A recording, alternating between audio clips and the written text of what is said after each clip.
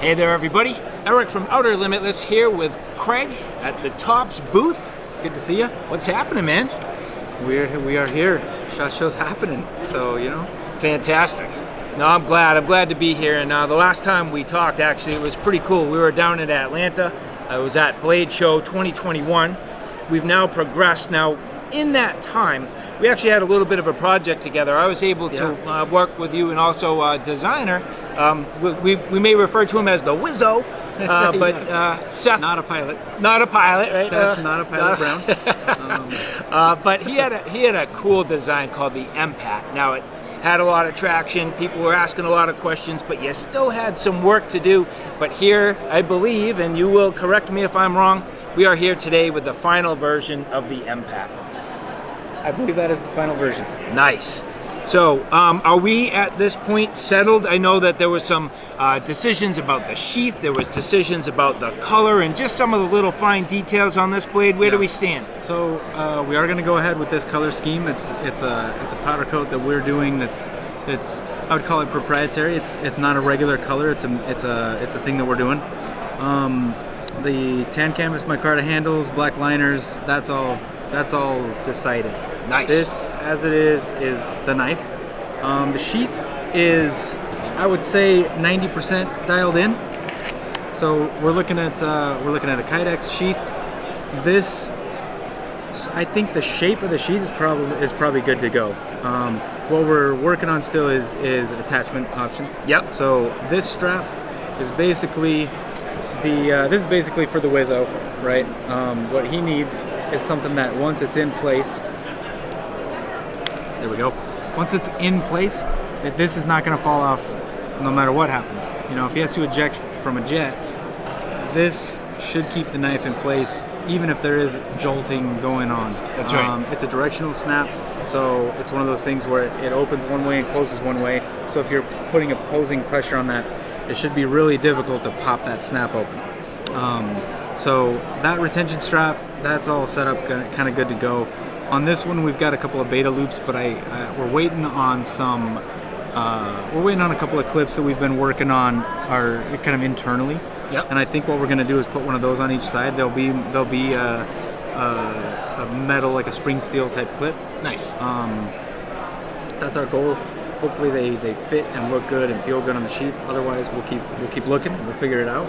But the idea with this knife is that it's got to be slim profile. It has to fit tight to the body, especially for Seth and what he does. It cannot be in the way because he doesn't have a lot of room in the first place. That's right. So so I think we're almost 100% of the way there. We're just dialing in the final touches. Now, just for anybody that may be using this in a slightly different way, is all the spacing on the eyelets your standard spacing? So we don't typically do. That's the thing that we've never really done is standard spacing. Yep. Usually what we do is we just space eyelets on our sheaths based on the size of the sheath. Yep. And we try to just make sure that it looks good. On this one, we have actually sized these for tech locks. Yep. For those tech locks or molly locks, which means that pretty much like most clip options on the market will fit that same spacing. Perfect. So almost anything's gonna work. Nice. Well, so Seth, coming soon, buddy. It's great to see this at this point. So I'm really excited about this. It's been fun watching this project unfold. Yeah, we're pretty much. I believe at this point we're going to get stuff ordered and start moving through the queue on it while we're still dialing in the final touches on that sheath. I don't think there's any more reason for us to postpone that part. Perfect. So it should be coming out hopefully earlier rather than later this year, but with materials and the way things are, I don't know. We'll see. All right. But yeah, that's where we're at on that one. Well, so the next knife we're going to take a look at here, it actually is very familiar to something that I think a lot of people have seen in the past, but you got a slightly different flavor going here. Yes. So talk to me about these Steel Eagles. Okay, so the first knife that Tops ever made was the Steel Eagle 107D, which is basically that, but a 7-inch blade. So it was a tanto point, 1/4 inch thick steel, linen micarta handles, saw teeth on the spine. It was that overbuilt, heavy-duty tool that a military guy or whoever could take and do whatever they got to do, and it'll survive. Yep. You know, that's what the company was founded on. That was the goal and the mission from the very beginning. We've been making a Steel Eagle 105 for years. The 105 being a 5-inch blade, 107 being a 7-inch blade. The 105 that we've been making, it's good. There's nothing wrong with it, but it's not quite what Leo wanted it to be. It's not quite what Mike wanted it to be. And so this year, Leo just said, you know what? I'm not going to postpone this any longer. We're gonna remake that, and we're gonna do it how I want to do it. And so that's basically what we've done here. This handle is the exact same handle as the 107. Yep. So if you had a 107 and bought a 105, those handles will fit each other. Yep. Basically the only difference is just you're looking at a 5-inch blade instead of a 7. And so the Steel Eagles, first knife tops ever made, still sell them today. They're still popular. Why would we not do that? You know? So we got the 5-inch version. We'll be making it in Tanto and Hunter Point. Nice. And we will be making it with and without the saw teeth on both. Yep. So it's strange, but currently our 107, the Tanto we don't have an option for no saw teeth. Oh, true. I believe we will be adding that as well to the 107. Yep. But for now, we got two, so the Hunter and Tanto with and without saw teeth. Nice. Yeah, so it's cool. Sort of bringing it back. It's interesting. How old is Tops now as a company? So started in 1998. Yep. So we're pushing 24 years this year. Yeah. So it's neat. You're going back to your roots. Yes. Fantastic. And it's just one of those things. Like I say, Leo and Mike always kind of wanted to redo this. Mike sadly passed away a little over a year ago, and Leo he's like, I can't. He's like, I will not push this off any longer. It's gonna happen. So that's what we're gonna do. Nice. So we have another sort of fighting style knife on the table here. Yes. So this is an outside designer, is this? Yes. So the guy's name is Lassi Szabo. We have two other models that he's designed for us. One of them is the U.S. Combat Knife, and the other one is called the Felony Stop. The Felony Stop actually is a pretty similar blade. It's kind of an offset dagger. There's the top edge on the Felony Stop is shorter than the bottom edge. It has this same kind of like shift almost. Right. But it's smaller. The handle's canted, so it's a little bit different application. You know, it's got some. This is definitely a different knife. It's not to say that they're the same, but it's what's cool about this one is it's kind of a larger counterpart to that. So anybody that's looked at the Felony Stop and said, "Man, if that was bigger, I'd be all over it." Right. This is kind of up your alley. So the version we've got here, this one is double-edged. We're probably going to default this to a single edge just because that's easier to sell. Nobody has to worry about knife laws and stuff. Things like that. But the double edge will absolutely be an option. Going to be in 1095? Correct. Yep. This one actually will be Cerakote rather than powder coat. So that's a black Cerakote. It's kind of a matte black. Yep. Black canvas micarta handles, red liners. It's got a tread on it that's really similar to like our Wild Pig Hunter handle. Mm-hmm. So if you like that Wild Pig Hunter handle, you're gonna like this one too. It's a little thinner, but that's kind of the goal with this, is to keep it slim. Yeah, it's got a nice lightweight, very nimble in the hand. It is deceptively light. Yeah.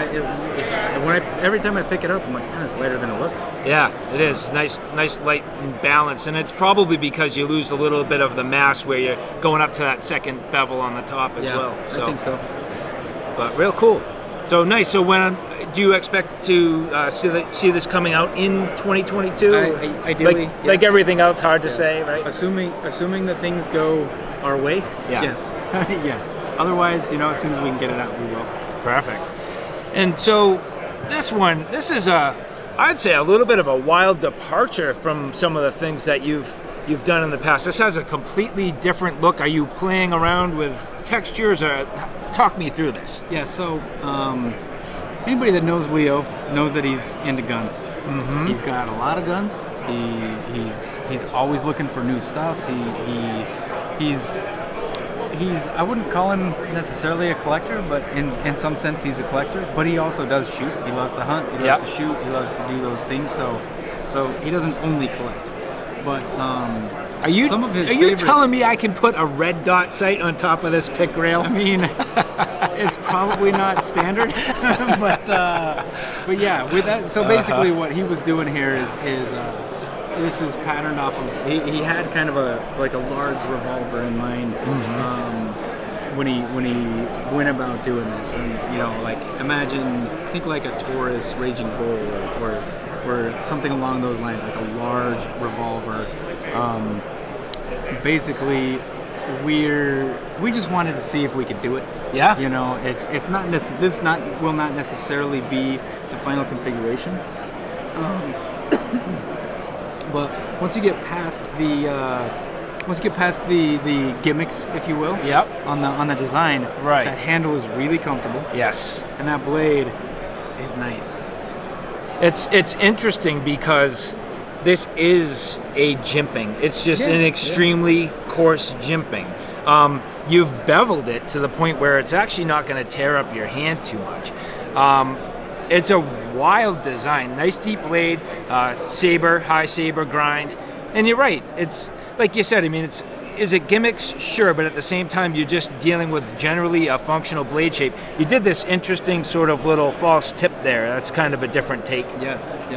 It was basically just a chance to play around with some different techniques in manufacturing, things like that. It's not like I say, it's not necessarily the final version. If people like it, we'll make it like this. But if people look at that and say, hey, that's kind of gimmicky, then we'll probably pull it back a little bit and make it more normal, if you will. But like I say, the handle, super comfortable. I really like the handle on that, and that blade shape and the high grind on that. It's going to be a slicing knife, considering how thick it is. Yeah, you know what this is similar to is your Tex Creek limited edition that you came out with. It's very similar, where you get that nice curvy contour. It's very close in size. Yeah, that's nice. So fantastic. I like what you did too with the lanyard tube. That's cool. Yeah. And so, what, the Mag888? What are you coining this? Mag888. Mag888. Yep, Mag888. Perfect. Nice. All right. Very cool. And so, the last thing we're going to cover. Here's the Storm Vector, which I think people have seen in the past. Something a little bit different here with this particular model. So over the years, we just always were looking for new types of finishes, new things, just something to keep things fresh. We've been doing this acid wash on knives for going on 8 years now. If not longer. Basically, what we wanted to do this year is take some of those knives that have the acid finish, give them put something else on it just to see what sticks, see what people like. This one, for example, this Storm Vector, this color, it's a Cerakote still, so we're kind of trying to take advantage of the offerings that Cerakote has. Anybody that sprays Cerakote knows they have like a million colors. And then every couple months there's another one. So basically, we just wanted to try out a few colors, try out some sample sizes, and just spray some stuff, see what looks good. This particular one, I think, is called Sniper Gray. Nice. One of the other ones on the table is called Midnight Bronze. I really like that one. That's the one that's on the Tex Creek. Really nice. I like that one a lot. A little dark earthish in a way, kind of has that. Yeah, with some red in it, like Nice. I like that one. There's one called Tungsten. It looks great. So it's a nice gray color. So basically, we just wanted to try out some of their offerings, see what people gravitate towards, and then we'll decide what knives get it. So this is not necessarily a for sure. It's just an option. Nice. That we were testing out, just trying to gauge people's interest. And just for people watching, you do all your Cerakote work in-house, so we do. So we're a Cerakote certified applicator. We don't really spray Cerakote for other projects. We do our own stuff. Nice. So we got certified specifically to make sure that we were applying it correctly in the right thickness and the right process. And it's one of those things where the way you paint your knives, definitely matters. Right. You know, what kind of finish you put on them, especially when you're using 1095. Yep. And the nice thing is doing it in-house gives you a huge amount of flexibility. So as you continue to work through this process, you'll be able to adapt. So. Absolutely. Yeah. Nice. Yep. Well, Craig, as always, appreciate it, man. Awesome to be here. I appreciate you going through these knives. Looking forward to seeing what else 2022 has in store for us. So Yeah, man. We're glad you made it. appreciate it. So as always, All right. take care. Thank you.